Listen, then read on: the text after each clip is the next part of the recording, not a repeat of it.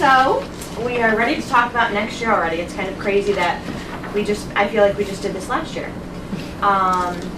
So I'm going to start with out-of-district placement students. So we have a difference of about 4 students for next year, whether they are graduating or they are coming back to the district. We have anticipated 2 to 3 students coming back to the district, and we have a few that are graduating and leaving us and going on to bigger and better things.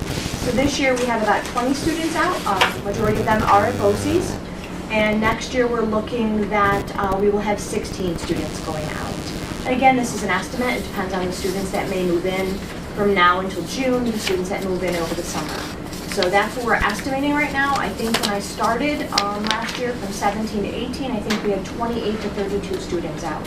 So they've either graduated or returned to district. The ABC program has helped tremendously as well.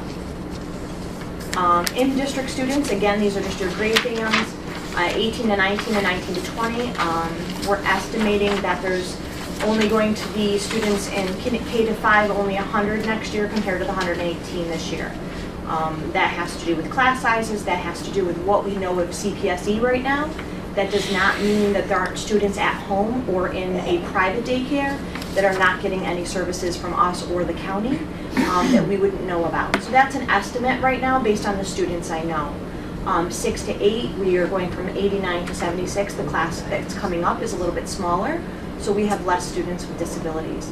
9 to 12 is growing a little because our 8th grade going up is a little bit bigger that we have compared to the 9th grade class we currently have there. So last year we had about 320, or this year we have about 326 students that are classified. Next year we're estimating 297. And that is based on right now, that's not based on the rest of the year CSEs, that students may declassify, students may go to 504 plans. It really just depends on what the annual reviews look like in our testing.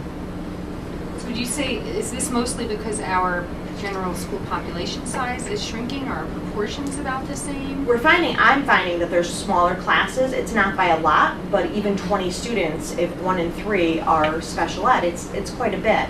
So I'm seeing that the classes are smaller. So our 8th grade going up is larger than our current 9th grade with classified students. So it's not that we have fewer percentage of kids that are being classified? No, we're still pretty high in percentages, higher than the state recommends. However, you know, we're doing what's best for kids. And that's really, and I know there's that percentage they want us to be at, but we also have to make sure that we're getting kids the services. The budget that we have for next year, the first few lines from administrative salaries to secretary salaries is really stuff that is contractual. It's not a lot that we can control. So that's a big part of our budget. The other, you know, we've tried to keep zero. We made, if you remember last year, you all approved our large jumps in taking money out of the grant, putting it in the budget so we get more aid back on it. So we were able to keep things flat. That's even with getting all our flexible furniture, getting the iPads or anything assistive communication that students need. And that our teachers need as well. There's other things that they need for whether it's BBT, whether it's counseling, speech therapists might need an iPad. So we were able to accomplish that with the money. We don't need an increase in that budget. You see there's 10% in contractual. That's a lot with our mailings. All the stuff that has to go home for CSE stuff is obviously there's an increase in tuition. Or an increase in mailing. Tuition to other private schools is the other area in which has gone up. That is a residential placement. So we currently have 1.2 students in there now that we have a student leaving. But again, that residential, we don't know if there's going to be summer school with that. So that's another piece that we have to really look at. How do we budget so we're not moving money? So whether it's a little bit more or a little bit less, we will still have money to cover that tuition. And that probably will include him doing summer, the student doing summer, which we didn't have last year. So we'll have to make sure we have it in the budget this year. Services from BOCES, whether it's related services or the services themselves, there's not a lot that we can change. It's the BOCE increase. And the last is transportation, as Liz had said in her last presentation. It's our Sailor 2 kids going more into the community, really getting some work-based learning, making sure they're hands-on, they're getting ready for post-21. So right now we're looking at a 5% increase. There we go. So the initiatives we have going on currently, I just actually met with the ICT auditor. She will be doing a few days throughout the district, interviewing some of our staff, watching our staff throughout all buildings, K to 12, really looking at what is it that we could do better, what do we have in place, or do we need to make any changes. So from there, we'll then identify some professional development we need to do, because we also talked about the consultant teacher model, which is a big step for some of our buildings, which will require a lot of professional development. Implementation and planning for the Sailor 2.0, and you have heard about that as well. The increase of mental health staff, you know, as we have I've talked to you guys, I think this is my second year having a conversation, and I think we've had 6 or 7 talking about the need of mental health and how we need to look at more. So we do have a 0.6 at the high school, and we would like to make it a 1.0. We have a state. Yeah, that's so important because, you know, all the research that's come out about any, you know, violence in schools, it all ties into identification and having staff in place to deal with children and being able to recognize. And I think we have wonderful people that can recognize, you know, and now to say, you know, social workers, greater staff to deal with children. It's very important. And another increase, and we talked quite a bit about this at the financial meeting last night, is a counselor. The new state mandates are that K to 5 students, or elementary and we're K to 5, have access to a school counselor. Whether they're preparing for college and career readiness, talking about careers, whether they are doing groups, whether they're doing some counseling, whether they're doing some push-in social emotional learning with groups. They could be working on some crisis management as well. So we will be taking a look at hiring one counselor and on a 6-day schedule, 3 days at one of the larger elementaries, 2 at one day, and 1 at the 3rd day. So it's nice that you have a 6-day schedule, you can kind of split it as evenly as we could. And that's a state mandate? It's the new state mandate. So we will be going, so the school counselors and I have been 6 to 8, 6 to 12 have been working on our guidance plan. We will be going next week up to BOCES. They're having a countywide, everybody's coming together to kind of share how you're writing it, what does it look like. So we're going up, I have a team of 2 from the middle school and 2 from the high school, and we're going up and we'll be writing this plan. So it's a lot of work, but I think once we're a little bit further ahead than most people, because we started it a while ago. As soon as the mandate came out, I was pushing it out to people. Our original plan before I came was about this thick. The new plan could be about 10 pages, and they have done a really nice job, the counselors. I'm not taking any credit, it's all the school counselors. They've taken a very nice job and really taken that on and said, okay, this is what our activities should look like. This is what the elementary should look like, the middle school, the high school. So they've done a very nice job to start. So we're a little bit ahead of most schools, which is exciting. And if there are quite a few elementary schools in the region that have always had school counselors. Yes. I had them as principal in an elementary too. building. So it sounds a little silly when you throw the college and career readiness in, but they do a lot No, but I beyond that. I think the question was that because there are other things, there's psychologists and there's social workers, and you wonder about redundancies. Yeah, I hear you. And there probably is. Or at the very least, what they're going to do is start having, you know, very linear, you do this, and Exactly. and yes, but there's an argument that maybe I'm glad that we're going to be using one person over 3 schools, because otherwise it seems like there could be a lot of waste. Right. So this had been bounced around for many, many years, and school districts took the stance of petitioning the state to say, if we already have some sort of counseling model or support mechanism, social workers, psychologists, we should be grandfathered in. And the state took feedback because they do have some basic feedback cycles before they mandate things, and essentially said the skills and credentials and the certification of a school counselor has more breadth and depth than a social worker, and the skills and credentials of a school psychologist are very specific to educational testing and diagnostic testing.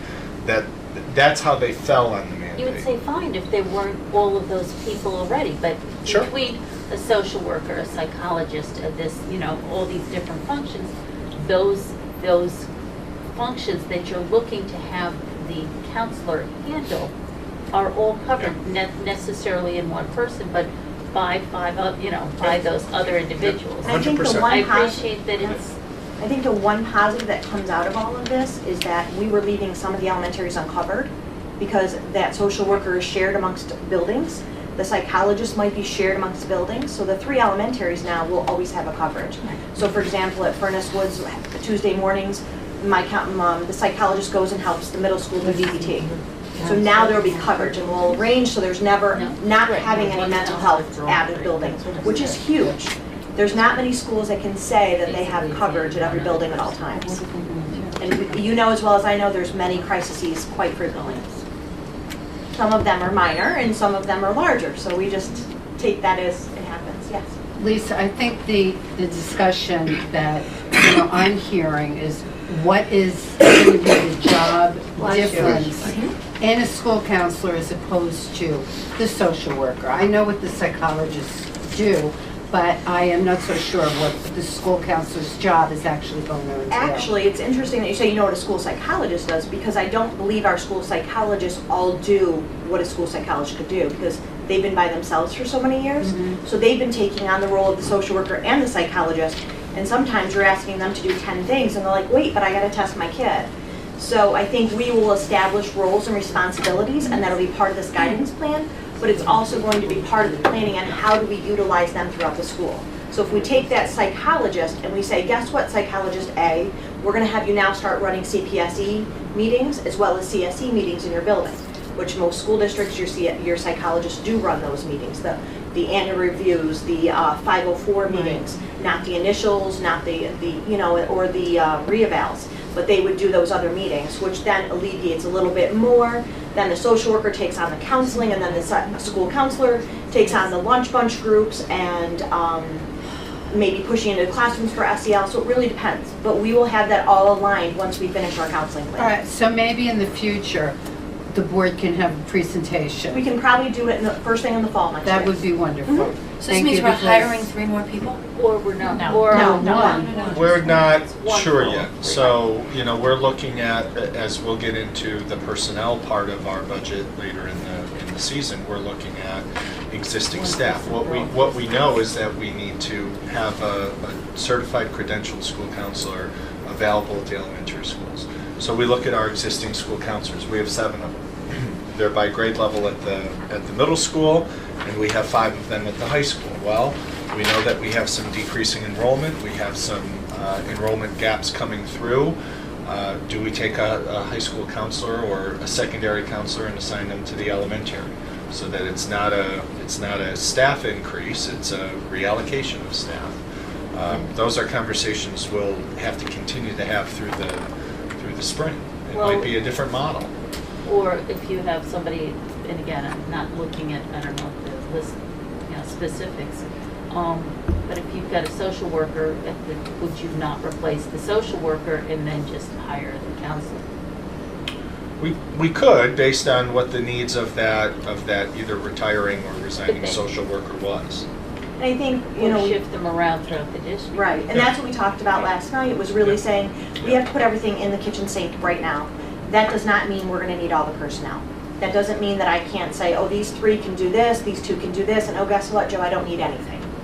So that's really us looking, but right now we have to plan, and I know it's so early in the year to plan, but that's something we definitely have to So do. this is like your not to exceed number, or your. Exactly. Right. Yeah. Mhm. Not And- that- and I'll not that take we us- might not need to exceed it. I'll take us back to a financial conversation we had a couple of years ago. We had the high school team presenting on social emotional learning and some other things, and they said, you know what we really need? We need more support in that arena in terms of social workers and psychologists, because we have kids who are under the radar or on paper through their transcript, their lack of behavior referrals or attendance are not on our radar, but they need help, and we call that building level service. And we as a board said, okay, we're going to increase the number of those related service staff in the district to work with those kids that haven't presented themselves yet. Well, what we understand is when we go and try to find a social worker or a psychologist, you actually get more bang for your buck with a psychologist because they're more credentialed. They can do more for your related service program. They can do educational testing. They can participate more actively and specifically in CSE meetings. So we do have and a sundry of people who perform these tasks that are a little bit of, on this side of the ledger and a little bit on that side. So what, excuse me, what an elementary counselor will do is sort of get everyone back to their core competency. We may not need all of them, or as Mary Pat said, we may be able to trade one position for another if we have a vacancy, but we know that the mandate is there. Thank you. Okay, our revenues, I really estimated our IDA grants for 619 and 611, because we don't get these numbers and probably until, I think it's the end of June, I get a notice that my grant is due July 10th, and that's when they give me the total. So really, I've noticed we've gone up maybe $1,500 each year. So I just went up the $700, $800 and said, we'll just call it even for right now, and that's about the number we're gonna get for our 611 and 619. 619 is specifically used it pays for part of a secretary, and the rest has to go to programs for the CPSE kids. 611, that's a large amount we use for salaries. We decided not to put supplies and stuff in there because we weren't getting any reimbursement for them. We pulled the supplies last year.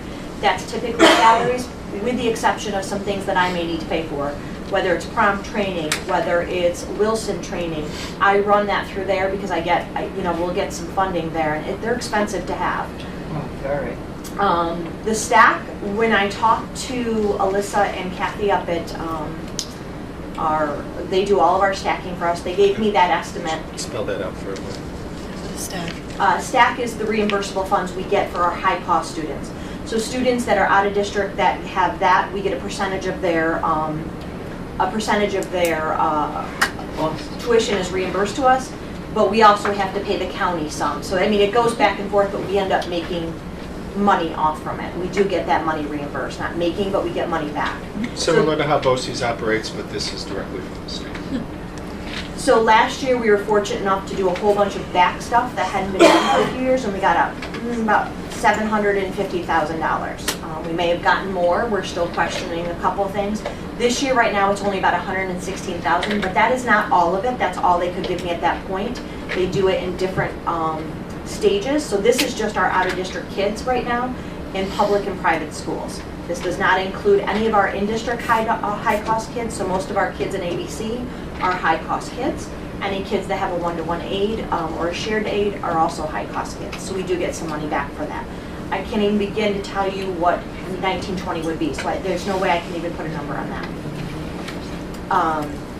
Tuition for ABC right now is about $689,000. Next year I'm estimating about $710,000, depending on the students. And once we start advertising for our second sailor program, we might get a few more. So you can't really judge that until we start advertising.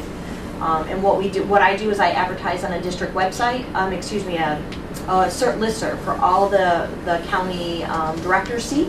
It goes to BOCES. BOCES has also actually started posting our own district programs because our own districts are asking what do other districts have. So I've sent that to all of our local districts. That's how we've gotten some ICT and small class tuition students. So this year we just took in our third small class student. So we have one at EV from one of the school districts and two at the middle school in our special class. So with related services and everything, and that number's lower because it didn't include the third student that we literally just took in, and we actually did another placement meeting for a fourth student yesterday. Whether he comes or not, I'm not sure. So that's that number without all the related services and all the billing. Any questions on that? So that's how our grant is basically broke down for this year. Again, next year will look very similar to that. Purchase services really has to go with all the training we do. BOCES services is our prompt training. We're only sending one person to do the second level of prompt to make sure at least one person gets that next level. If we find that we're finding more and more students with apraxia and the need for prompt, we will then start training others. And I said 619, again, that grant is very small. It really does support staff salaries and then the services that come through the CPSE. Thank you. Any questions? Thank you for being very proactive, because a lot of things that I think you're doing and you've implemented are kind of hopefully going to help, have less problems in our district. So I think we will. I think we're on the right start. Thank you.